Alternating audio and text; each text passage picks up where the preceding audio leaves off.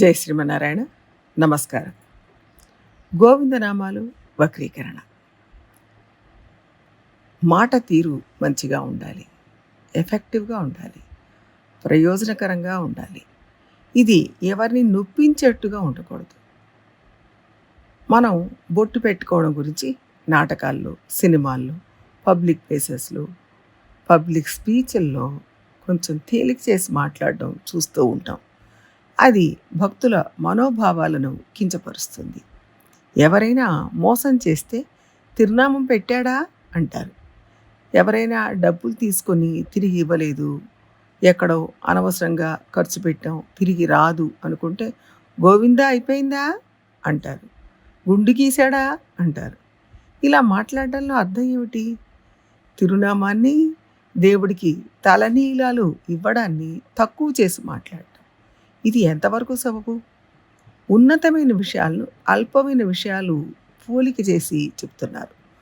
గోవిందనామం అనేది చాలా గొప్పది. గోవిందా అంటే గోవులను కాపాడేవాడు, వాక్కుకు అధిపతి, భూమిని రక్షించేవాడు. గోదాదేవి తిరుప్పావిలో గోవిందా గోవిందా అని 3 సార్లు అన్నది.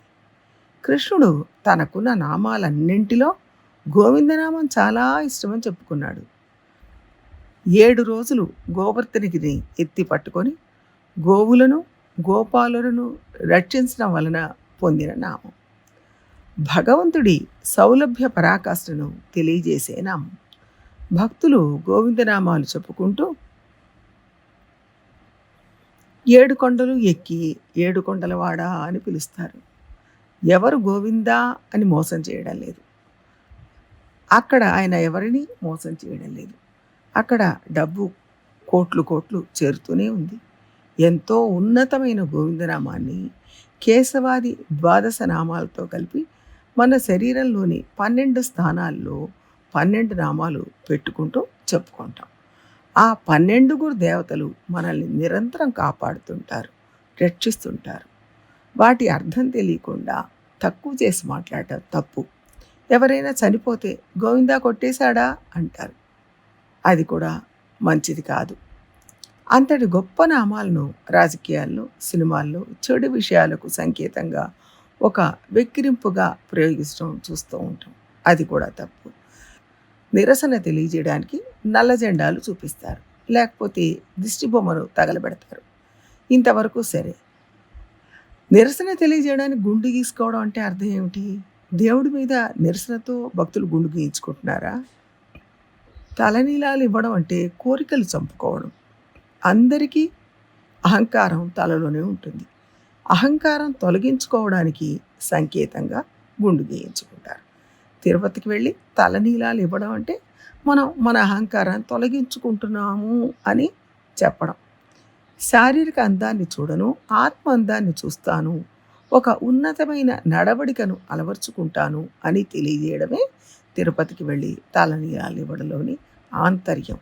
పవిత్రమైన పనిని మోసం చేయడంగా చెప్పకూడదు.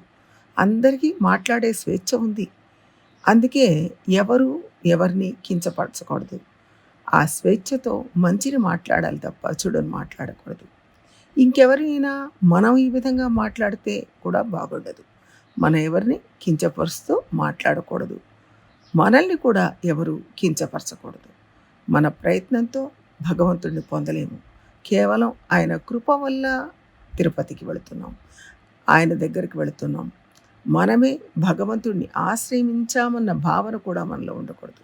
ఆయన అనుగ్రహించి పిలిచాడు అని తెలుసుకోవాలి. తలనీలాలు తీయడం, అహంకారం కించిత్ కూడా లేకుండా తొలగించుకోవడం అనే ఒక ఉన్నతమైన భావనను తెలియజేస్తుంది. అది తెలుసుకోకుండా దాన్ని కించపరుస్తూ తక్కువ చేస్తూ మాట్లాడటం చాలా చెడ్డ పని, తప్పు.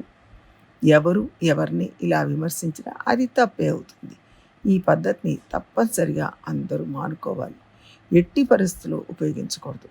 వాళ్ళ స్థాయిని తగ్గించేట్టుగా, వాళ్ళని కించపరిచేట్టుగా ఎవరూ మాట్లాడకూడదు. మనం కూడా ఎవరిని ఈ విధంగా మాట్లాడకూడదు. మంచి పద్ధతులను అలవాటు చేసుకుందాం. జై శ్రీమన్నారాయణ.